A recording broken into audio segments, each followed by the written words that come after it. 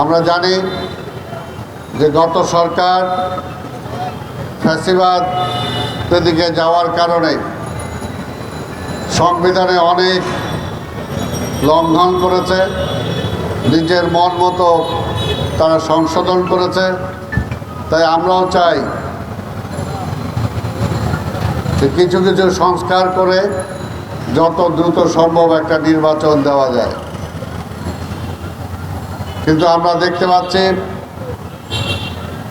3 মাসের অধিক সময় চলে যাচ্ছে এবং এই সময়টা খুব কম না। সরকার বলছে ধৈর্য ধরতে হবে, আমরা সংস্কার করে নির্বাচন দেব। আমরাও বলি আমরা ধৈর্য ধরতে রাজি আছি, কিন্তু সেই ধৈর্যটা কোনোভাবেই স্বাধীনতার পরে 72 সালে শেখ মুজিবুর রহমানও বলেছিল যে ধৈর্য ধরতে হবে, 3 বছর কিছু দিতে পারবো না, সময় দেন। কিন্তু 3 বছরের মধ্যে যখন এই দেশে দুর্ভিক্ষ উপহার তারা দিয়েছে, মানুষ না খেয়ে মারা গিয়েছে, সেনাবাহিনীতে কাউন্টার কু হয়েছে, শিক্ষা প্রতিষ্ঠানগুলোতে পড়াশোনার বদলে অটো পাস হয়েছে এবং সর্বোপরি সকল রাজনৈতিক দল নিষিদ্ধ করে যখন এক দল গঠন করা হয়েছে, তখন কিন্তু আর মানুষ বসে থাকে নাই। তাই আজকে এই সরকারকেও বলবো ইতিহাস থেকে শিক্ষা নেওয়ার জন্য,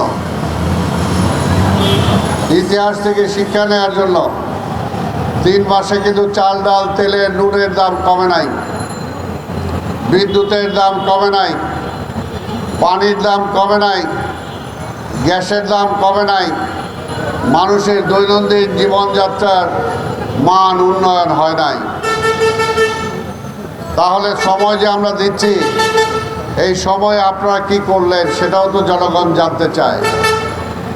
পাশাপাশি আমরা দেখতে পাচ্ছি যে মাঝে মাঝেই ফ্যাসিবাদের মূল যে কারিগর, তিনি তার মূল জায়গায় বসে আছেন, সেখানে বসে মাঝে মাঝে হুঙ্কার দিচ্ছেন যে কোনো মুহূর্তে আমি দেশে আসতেছি, আমি স্বপ্নে দেখে নেব।